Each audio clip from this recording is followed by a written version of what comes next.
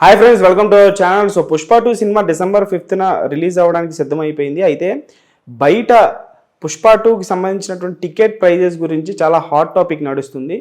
అసలు ఆకాశాన్ని అంటేస్తున్నాయి. ఇప్పటివరకు తెలుగు సినిమా చరిత్రలో బుకింగ్స్లో ఈ రేంజ్ టికెట్స్ ఆడియన్స్ అసలు ఎప్పుడు చూడలేదు. మూవీ లవర్స్ కానీ, సినిమాని ఇష్టపడే వాళ్ళు కానీ, ఆబ్వియస్లీ ఫ్యాన్స్ కూడా టికెట్ రేట్ ఏంటో మరి ఇంత దారుణంగా పెంచేశారు అనేటువంటి టాపిక్ కూడా వాళ్ళ దాంట్లో కూడా నడుస్తుంది.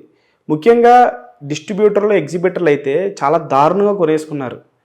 అటు అల్లు అర్జున్ గారి మీద, ఇటు సుకుమార్ గారి మీద నమ్మకంతో హై రేట్స్ కొనేసుకున్నారు. ఆర్ఆర్ఆర్ని, బాహుబలి 2ని మించి కొనేసుకున్నారు.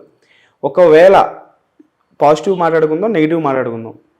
సినిమా పాజిటివ్గా ఉంటే ఆబ్వియస్లీ వాళ్ళు ఎంతైతే టికెట్ ప్రైస్ పెట్టారో సినిమా టాక్ని బట్టి వాళ్ళు వెళ్ళిపోతారు. ఒకవేళ పొరపాటున నెగిటివ్ టాక్ వస్తే డిస్ట్రిబ్యూటర్లు, ఎగ్జిబిటర్లు ధర్నా చేసిన ఆశ్చర్యపోవసంలా గతంలో మనం లైగర్ సినిమా అప్పుడు కూడా చూసాము.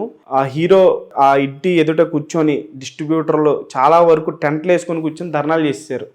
ఈ సినిమాకి మాకు వచ్చినటువంటి నష్టం పూడ్చకపోతే నెక్స్ట్ సినిమా రిలీజ్ చేయనివ్వం అని చెప్పేసి ఆ సిచ్యువేషన్ పుష్ప 2 అనేటువంటి సినిమాకి వస్తే మైత్రి మూవీ మేకర్స్ వాళ్ళు ఎటువంటి సమాధానం ఇస్తారు, ఎందుకు ఇంత రేటు పెంచేశారు అనేది ప్రస్తుతం ట్రేడ్ అనలిస్టులు కానీ, సినిమా లవర్స్ కానీ, ముఖ్యంగా మిడిల్ క్లాస్ ఫ్యామిలీస్ అయితే ఖచ్చితంగా వెళ్ళరు. ఆ రేంజ్లో ఉన్నాయి. మల్టీప్లెక్స్లో అయితే 550, సింగిల్ స్క్రీన్స్లో అయితే 250, 350 ఆ రేంజ్లో ఉన్నాయి. అంటే ఒక టికెట్కి 100, 150 పెంచేశారు. ఒక టికెట్ నార్మల్ టికెట్ ప్రైస్ మీద 100, 150 వరకు టికెట్ పెంచేశారు అని అంటే సినిమా మీద కాన్ఫిడెన్స్ ఉండొచ్చు. సినిమా మీద ఉన్న క్రేజ్ని క్యాష్ చేసుకోవడం అనేది ఇది పీక్కి వెళ్ళిపోయింది. పుష్ప 2 అనేది ప్రతి సినిమా, ప్రతి స్టార్ హీరో సినిమాకి జరిగేది. ఇది పెద్ద కొత్త విషయం ఏం కాదు. కొత్తగా దీనికోసం వీడియో కూడా చేయాల్సిన అవసరం లేదు. కాకపోతే అతికి మించి టికెట్ రేట్లు పెట్టేయడంతో పొరపాటున ఈ సినిమాకి ఇప్పుడు రేపు ప్రీమియర్ షోస్ వేస్తున్నారు. ఆ ప్రీమియర్ షోస్కి ఒకవేళ నెగిటివ్ టాక్ వస్తే పరిస్థితి ఏంటి? డిస్ట్రిబ్యూటర్లు, ఎగ్జిబిటర్లు ఏమైపోతారా? చాలా వరకు ఆంధ్ర, తెలంగాణలో ఈ సినిమాని నమ్ముకొని ల్యాండ్లు, ఇల్లు కాగితాలు తాకట్టు పెట్టేసి మరి కొనేసుకున్నారు అనేది సోషల్ మీడియాలో చాలా భయంకరంగా మాట్లాడుకుంటున్నారు.